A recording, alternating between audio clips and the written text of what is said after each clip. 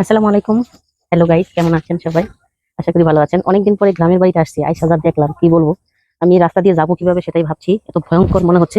ও একবারে আমি দাটা নিয়ে নিই। কলার ছড়ি গেলা, কিছু কিছু কলার ছড়ি গেলা বাড়তি হয়েছে, এগুলা কাটতে হবে। আল্লাহ, জানি সাপটা থাকে। দেখলেন, এটা হয় না এখনো বাড়তি। বাড়ির অবস্থা একদম ঘাসে ঢাইকে গেছে, বিশেষ করে এই হাসনা হেনার গাছটা আমার আরো বেশি। বাড়িতে লোক না থাকলে যা হয় আর কি।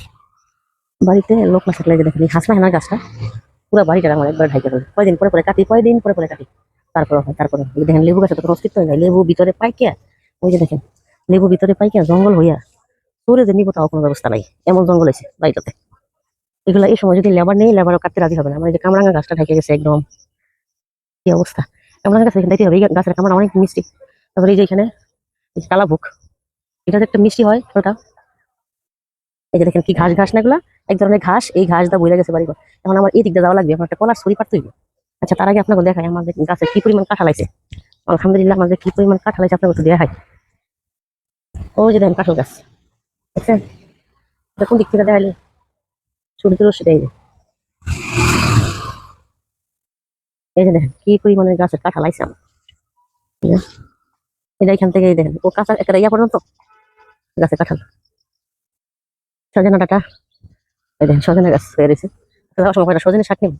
এটা আমার বাড়ি, দেখছেন কি অবস্থা হয়েছে, জঙ্গলের অবস্থা কি অবস্থা। এই দেখেন এগুলো পরিষ্কার করতে হবে ঈদের আগে।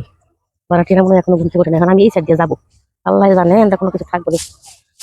এই, আমার তো যাইতে হবে শেষে, আমি কোন দিয়া এই ওই পাশে যাওয়ার রাস্তা নেই, ভয়ঙ্কর অবস্থা লাগতেছে। এনতা যাও দেবো কি, এই দিকটা যাও দেবো, দিকটা এনতা একটু কম লাগতেছে দিয়ে যাওয়া যাবে এই রাস্তা দিয়ে। ও মাই গড, ওলা সুরিপার মা কিছু না কাজ এইটুকুই। এটা তো জঙ্গলে ভরা, এই ক্ষেতের উপরটা গেলে কেমন হয়। এক কেটে গেছে, সবকিছু ঢাইকা গেছে। মোট কথা দিকটা হাঁটা চলার মতো কোনো অবস্থা নেই। চিন্তা করা যায় এইখানে কেমনে এই যে দেন কলার ছুরি কত ডিজে হইছে।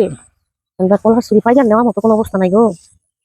এই যে এটা থুর কাটিব কদিন পরে, কেন একটা বাড়তি মনে হয় এটা নিবো আজকে। ওই দিন দেখলাম বাড়তি কলার ছুরিটা উড়ে যায় না।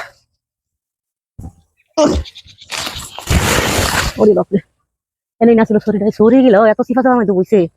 এটা যে এই যেন একটা থুর কাটতে হইব দেখি। এই যে এটা নেমন লাগাইছিলাম, এটা কি বাড়তি হয়েছে আদৌ? এই পাশে একটা ছুরি আছিল, এটা কি বাড়তি হয়েছে ওরও? মনে হয় না। না, যেমন ফুল করে না, এগুলো আরো 1 মাস পরে বাড়তি হইব।